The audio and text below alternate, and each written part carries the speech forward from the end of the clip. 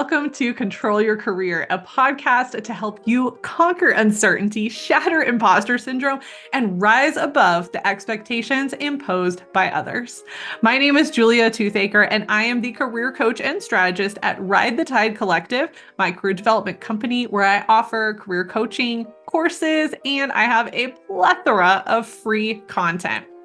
I have been doing this work for over a decade, and I want to help empower professionals like you to find clarity, navigate your current career with finesse, and propel yourself toward career advancement in alignment with your unique personality, preferences, and values. This podcast is a great place to start your journey toward controlling your career.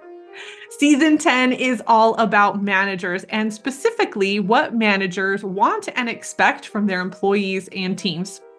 I've brought on people managers with at least 10 years of experience managing who are also currently managers to help you understand their mindset and expectations. Each episode will have action items that you can apply to your unique situation and consider in your relationship with your manager. You can find this episode and more at ridethetidecollective.com. And you can connect with me on LinkedIn, where I post career information and inspiration to help you control your career. Welcome, everyone. I am very excited for another episode of The Manager's Perspective. And with me for this episode is Renee Trotman. And I am so excited to have her as a guest because her background is so extensive, not only in people management, but also in HR. So I think this is going to be a really lively conversation. And Renee, I'm just going to throw it right to you. I would love for you to do a little introduction of yourself, who you are, what you've done, and some of your experience within people management. Sure. Wonderful. Thank you, Julia, for having me. I'm so excited to have this conversation with you today. Again, my name is Renee Trotman. I have been in the people management space in HR for about 20 years. My scope has been very progressive in leadership scope and abilities and what I've covered. I started my career in the banking industry. And then I moved into the education space and healthcare.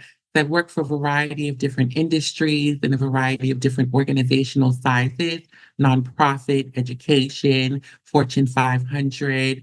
I went to school for management. I got my bachelor's in management with a focus in HR. And then I moved into a master's of jurisprudence in labor and employment law. I became an executive coach, and I'm working on my doctorate degree in management and organizational leadership. So I started out very young in management in my early 20s, working and learning the ropes of management. So it's been a progressive journey. Okay. I hope everybody heard everything that she's done because it's such an amazing path that you've had and the level of education that you've had. I'm so impressed with you and I'm so happy that you're here today. We're going to talk about so much. So we're going to jump right in. And I want to hear, you just mentioned you've been in management since your early 20s. So I would imagine you have learned so much in that time. And I would love to know, what is your people management style now? And then how have you seen it evolve over the years? Some of those learnings that you've had throughout the years. Sure. Yes, I definitely have learned so much. It's been a journey. I'm so grateful for the experience because I think now I'm at a place where relationship building is important in my management style, being very collaborative, and being very team oriented. And I think that really has set the tone and been a culmination of my journey from the earlier years. I think I started off really strong with relationship building early on. And then I had to balance that. How do you build relationships? People get comfortable. How do you create boundaries? How do you develop accountability and have the appropriate balance to make sure that the objectives, the goals, not only for the individual, but for the team, for the organization are being met? So I really have an open door policy. I ensure that our expectations are properly set now. And I really balance that relationship building because when we come to work, I think as people managers, we have to remember that they're people. They're human. They're not Mhm. just the job. And being able to have that focus on people and who they are to an extent, you're able to maximize how you develop, how you grow, and how you're able to hold them accountable. That's at the core, I believe, of how you really drive engagement and performance.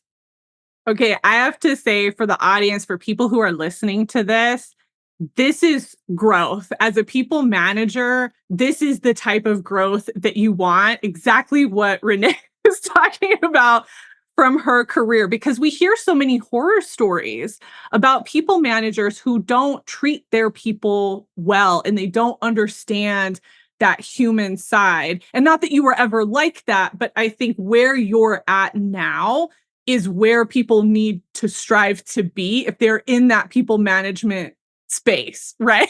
Like they want to get to that place. Absolutely. And Julia, I say being on the HR side and being an HR leader and then coming from working outside of the HR space as a leader, I think I have a different balance. I always like to say my expertise in HR when I work with people managers is very distinguished. I'm speaking as a people manager from an HR perspective, but also from not working in HR. And I think it's so important when you have those conversations with people managers that you're able to understand where they're coming from. You're able to understand their uniqueness, their strengths to be able to work with them to grow. And I think that you're absolutely right. You see lots of horror stories. I hear them on the HR side. And I think, Julia, honestly, as in the past 10 years, I think organizations have done an excellent job at doing internal mobility and growth. But I Mhm. think where there's been a gap is being able to set people up for success as people managers. You can be great individual contributors. However, if you haven't set people up to now lead, that's where you see some of the horror stories. Yes. Oh man, we could have a whole podcast episode just on that topic. But for the sake of this episode, I want to get a little bit more into your relationship with your people and your team and some things that you've learned over the years. And I want to start with the hiring side Mm. of all of this, right? So I would love to know, and this is very tactile because I feel like so many people are talking about, I don't know what the managers want. I don't know what the recruiters want. Like that's a common thing that I hear from my clients and just out in the world. So I would love to know from you, when you are hiring somebody, what are you looking for specifically on a resume and then also in the interview process? Excellent question, Julia. I think first and foremost, I think your resume and your CV is paramount, right? It's your first impression, your first professional impression on an organization. So I'm looking for, how do they professionally present? Are they outlining their experience, their education, their skills? Are you able to do something unique that stands out outside of just talking about the actual duties that you did? What were some of your accomplishments in that role? What was the size organization? What was the industry that really starts to distinguish? And I think when I begin to see those things, it helps me begin to develop, okay, what kinds of questions do I want to ask to get to know this person better? So I think starting at those key points really allow me the opportunity to say, they have a good background. So, for example, if they may not have direct correlated experience, listing out your skills, your abilities, your experiences, the format of your resume is so important if you don't have some of the direct. We want to be able to see what are your transferable skills. Okay, I have to jump in on this one because I always want to highlight when somebody talks about accomplishments on the Mhm. resume, because so often when I see resumes, and I'm sure you see it as well, it really does sound like a list of duties, right? Like they take their job description and they put it into, into the resume, and it doesn't say anything about the impact that you've had.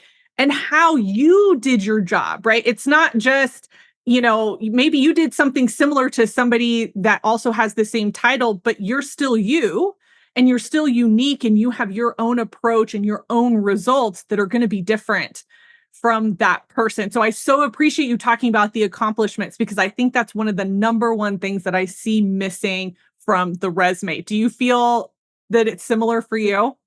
I agree, and I think here's the thing too, Julia. Depending upon the organization, they may not be using applicant tracking systems, or if they do, they're using Indeed, and the Indeed resumes don't always come through formatted well. So, one of the things that I tell people is if you're using Indeed, make it look structured, because if that Indeed resume comes over when you apply versus your formatted one, it may not create the right impression. So I absolutely agree. Accomplishments really begin to set individuals apart. It's able to really distinguish, again, not only that you're qualified, but how are you going to show up and fulfill the roles and responsibilities? What impact are you going to make? One of the things that I distinguish when I see is people that not only talk about the accomplishments, but what was the length of time? So I've seen resumes where they talk about, I made an impact in 3 months or 6 months. Those are really important because when you're looking at the job description, some job descriptions we know are very short in detail and some very long. So it's also being able to look at that and make sure that your resume has the key things, but also speak to some of those components of the job to stand out. Yes, I love that. Okay, I can already tell you that's going to be a clip that I promote because that is such good advice and I really hope that the people who are listening to this heed that because that's something that I hear from everyone. It's not a unique thing and for whatever reason, we're not seeing that shift in the resume. So I really hope that people hear this and apply it to their own resume. I'd also love to know the interview side. That's Mhm. something I think, especially when people get down to like that last interview or they're one of the final candidates. What are you really looking for in the interview process from somebody? Great question. I think when you get to the finalist round, especially, that means that you're probably there with either one other person or two other individuals, potentially, in my experience. And I think when you're in that slot, that means that you've met the bar in terms of the initial discussions, the knowledge, skills, and abilities. You've presented well. But I think that also when we talk about the resume and the presentation and accomplishments, I think also what's important to organizations is one, cultural fit for your best fit candidate, and also the fit within the team and who's people managing that team. And Mm, so I think you want to be able to hone in those final interviews on the questions. They're typically a little bit more drilled into culture, mm, so what's the kind of core values of the organization, how you fit in. So being able to really hone in, speak to that. I also think coming with core questions that are not the generic ones. And I know you probably see this all the time when you support people in their career development and guidance. It's being able to say, okay, as you develop, take notes. What did you hear in the conversations? What did you hear about the leader?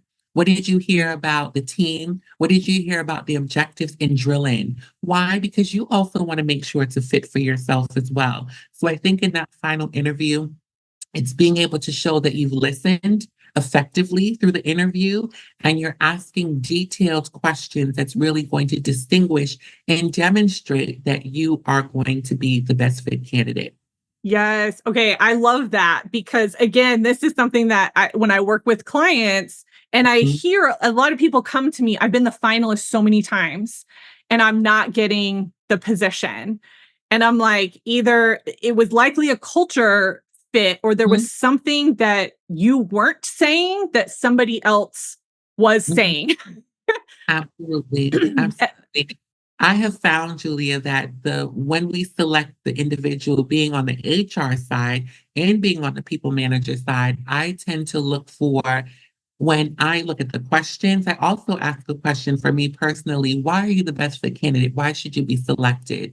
And it's an opportunity when those types of questions open up, brag on yourself, I like to say. Mhm. Don't hold back because it could be one thing in there that really sets you apart.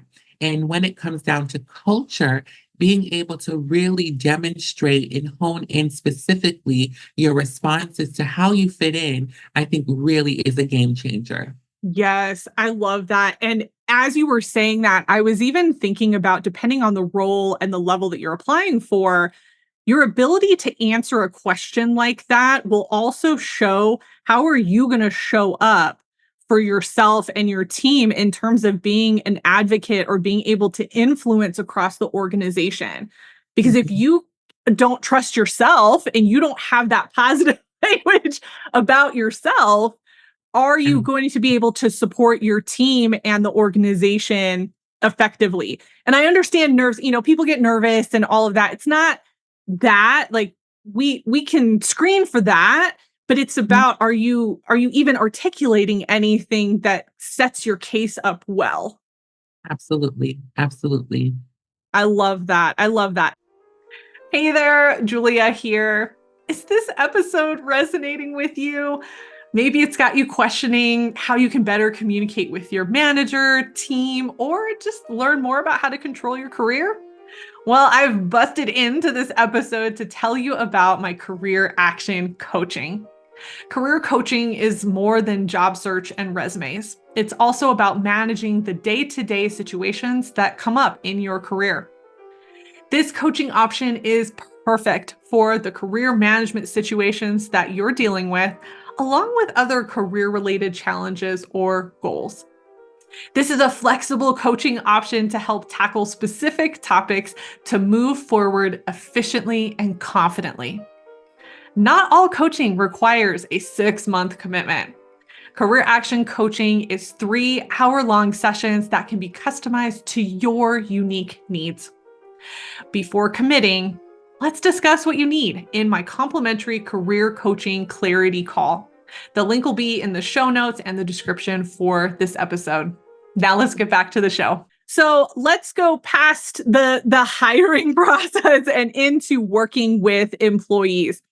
I would love to know, what do one-on-ones look like for you? How do you conduct them? Because I feel like everybody has a slightly different approach, and I would love to know what that looks like for you.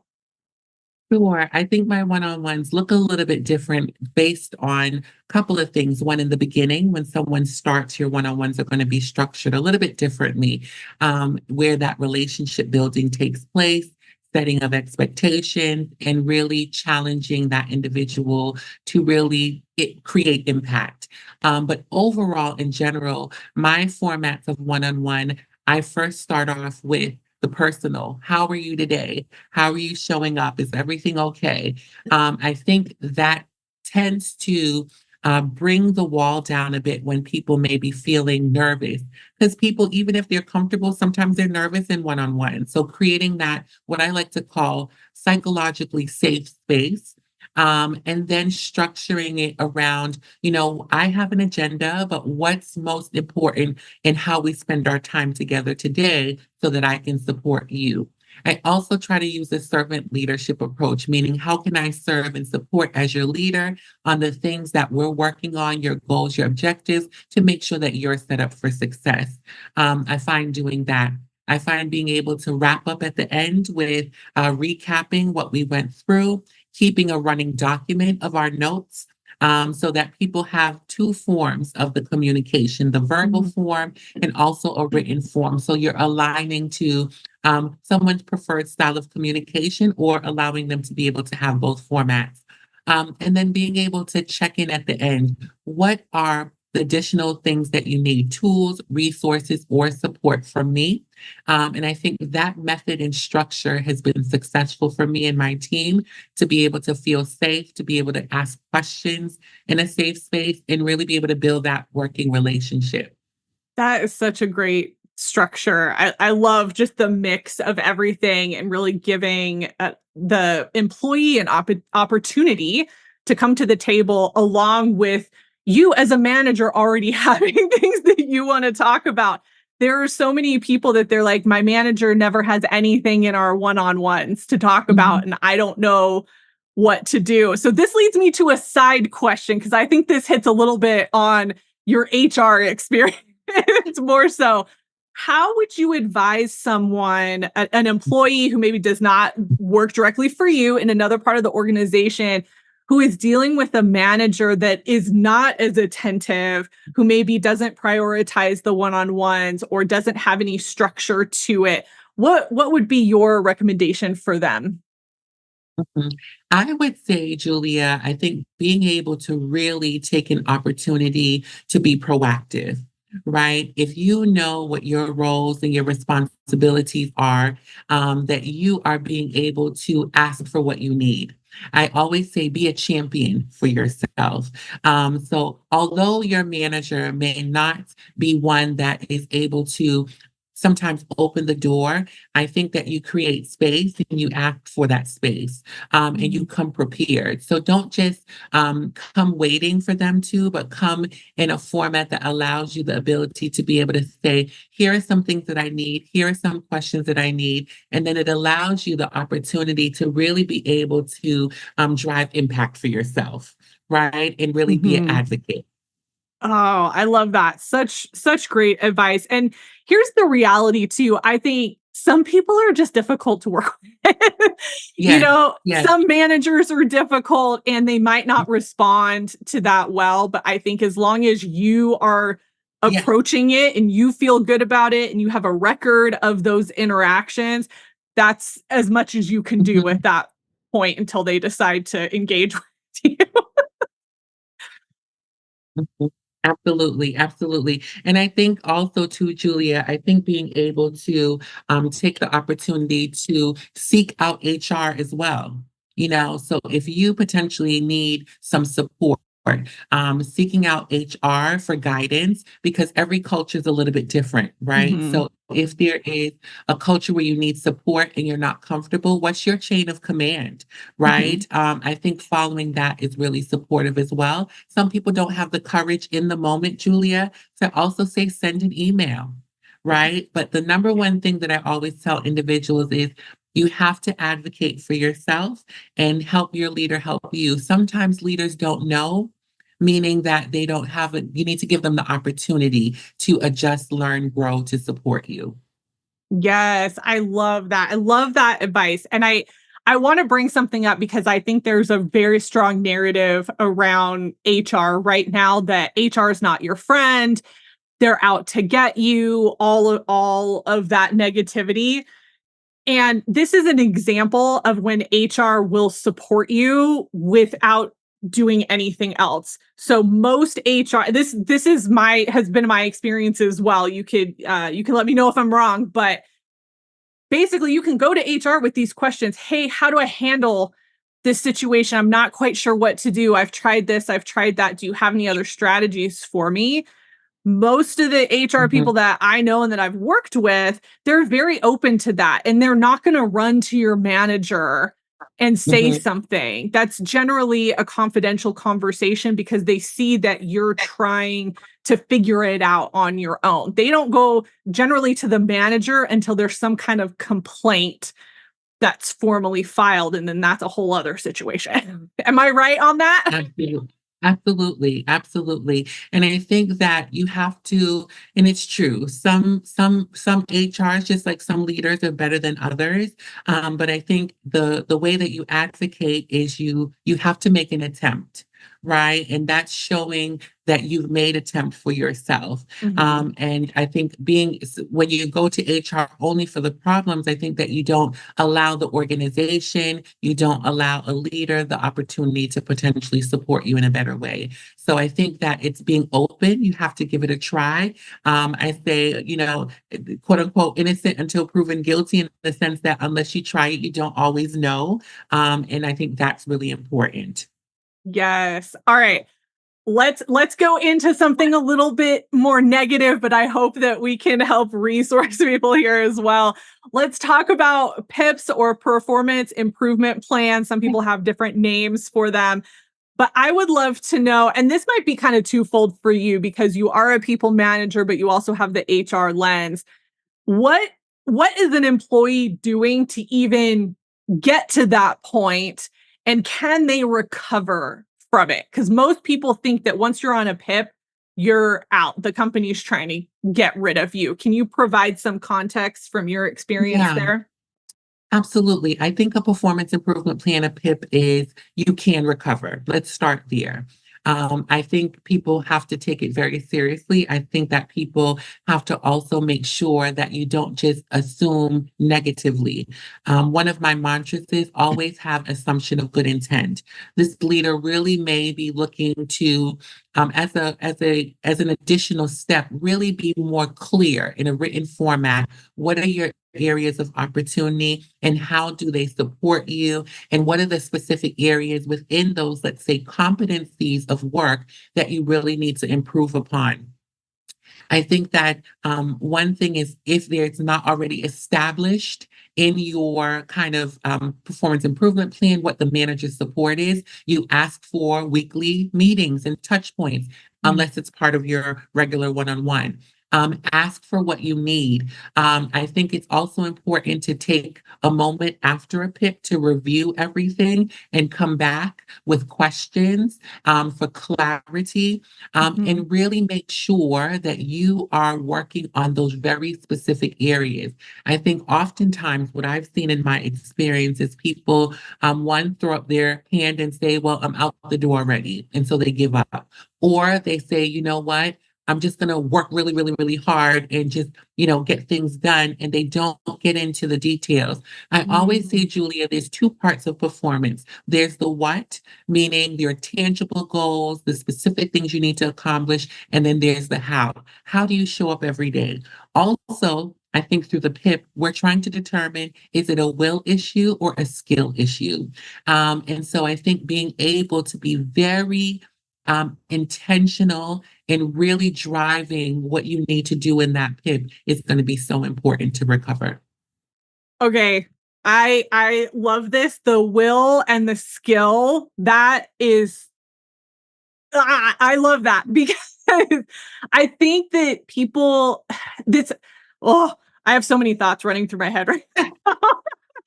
Because I think when it's a skill issue, a lot of times if you are an employee coming into a scenario, you have to be honest about your skill set. And Mhm, absolutely. unfortunately, I'm hearing a lot of people who are choosing to lie on their resumes and their applications and all of that about their skill level. And I think that this is a scenario where that could really backfire on you, especially if it's a very technical position. But even if it's not, I mean, it could Mhm, just backfire on you. And I feel mhm, like the skill part of it, unless it is something that is truly outside of your wheelhouse or your comfort level, that can be, I think, pretty easily fixed and managed with training and education and all of that, unless you lied. But the will issue, your attitude, how you're showing up, how you're treating others, if that's the reason for the PIP, like you as an employee have to really take a step back and go, am I absolutely. showing up well? Right? Because obviously I'm Absolutely. being perceived a certain way, and you have to do that internal reflection, which I think is hard for people to hear. It is. It is very hard for people to hear. And I think that that's where being able to be introspective and self reflection to really do a self check, as I like to call it, that is really going to be important in this process because there is something that's been identified. And I always tell people when they come to my office as HR, when they say, well, I'm trying, I said, but what you have to also remember is this is an organization. We have an expectation of how we want you to work, and you have to make sure that you're not always just completing the task, or if you're not, again, how are you showing up? And I think that is hard for people. And either, Julia, they're going to be able to have that self reflection and improve, or they're not. All right, let's move the conversation to something a little bit more positive than talking about pips. But even though I that's such a good conversation to have because I think that people need to understand again that manager's perspective, right? But let's talk about Growth. So, how do you, as a manager, keep your employees growing in their position? And what is your role versus their role? So I think with professional development, I think it's a partnership. I think when we have our one-on-one discussions, one of the key pieces as a leader and a people manager is being able to really identify what are the areas of growth. Where do people want to grow? And oftentimes, Julia, I have people that say, I just want to stay in my role. And I think it's being able to support individuals and how do they still grow within their role, and versus those that want to grow into people management or into senior level roles or other departments. So I think that's the part as a people manager I own. I'm able to say, from those meetings, take note. What are those things? So when things are happening in the organization or externally, I'm able to identify those and bring those back in support. I think from the employee's perspective, they own being ready to talk about that. So when there's created spaces, being prepared to say, this is what's important to me, these are some of my growth plans, and being Mhm. able to support in that manner. Okay, I love that you gave a nod to the people that really don't want that Mhm. career growth because I've had a number of friends who were like that, or even people who go through seasons where they're like, I can't be ambitious right now. Like, I just need to be because there's something else going Mhm. on. And I love that you said that because I think employees need to hear that. And also, if there are other people managers listening, not Mhm. everyone on your team wants to be the rock star, right? Mhm. Some Mhm. people just want to show up, they want to do their job, do it well, get their paycheck, and go home.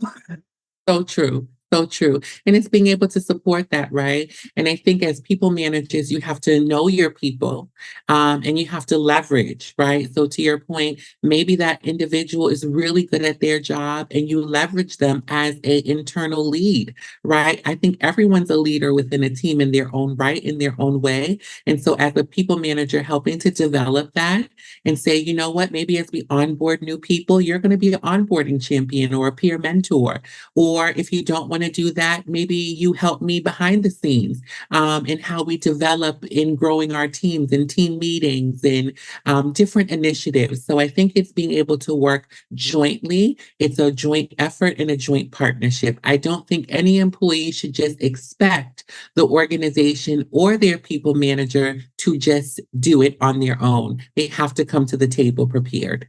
Yes, yes. I feel like that's such a theme here, right? Like, yes, your people manager needs to pay attention to you, but you as an employee, you have to have some idea of where you're going or what you want, where you're at in this season, whatever that looks like. And you have to articulate that. If you just sit back, nobody's gonna know. It's a relationship. It is like any relationship, two-way street, two-way communication, right? So I think, Yes.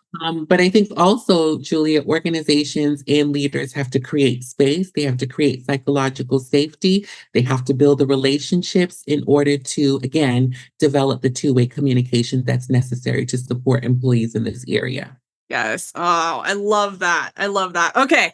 I want to close out on a positive note and help resource anybody Mhm. who's listening to this. So, I would love to know if you could give current employees any advice to be successful in their position and with their manager, what would that be? I think the biggest thing, Julia, that I would say is you own your individual performance, right? I think being able to figure out ways in which that you're able to effectively communicate with your people managers, your leadership teams, being able to own your job, being agile, adaptable, flexible to the ever-changing environments of the workforce. I think over the years, as things have shifted, I tend to see people really want the organization to just lean towards their needs. And I think it's a balance, like we said earlier, about Mhm. relationships. relationships. It's two-way, but also the employer has a little bit more of an advantage. We are here paying you to do a job. And I think where the space is created, it's being able to champion for yourself, it's being able to advocate for yourself, and it's being able to learn your job and know what tools and resources you need for you to be successful. And I always say, cry out for help, right? If there's a need for help, know your resources. If it's not your people manager, know your chain of command. Is it the next manager up? If you're not comfortable with them, is it the HR department that you have? It's just knowing your resources so that you can be the best employee you can be for that organization and feel good about the contributions that you're making to the organization as a whole. Oh, that was such a perfect way to end. That was amazing. Renee, thank you so much. I want to give you a chance to talk about your consulting as well. I'm going to put your LinkedIn information in the blog post for this episode, but let us know, what are you doing on the consulting side for HR and how can people get in contact with you? Absolutely. So my consultancy is called the HR Boutique, and we work with small to mid-sized organizations. We're the hrboutique.info. And really my work is helping be a true advisor and counsel to leaders in how people management and employment law really intersect and work hand in hand, right? We can do all these things to people manage, but we also need to make sure that we're doing it compliantly.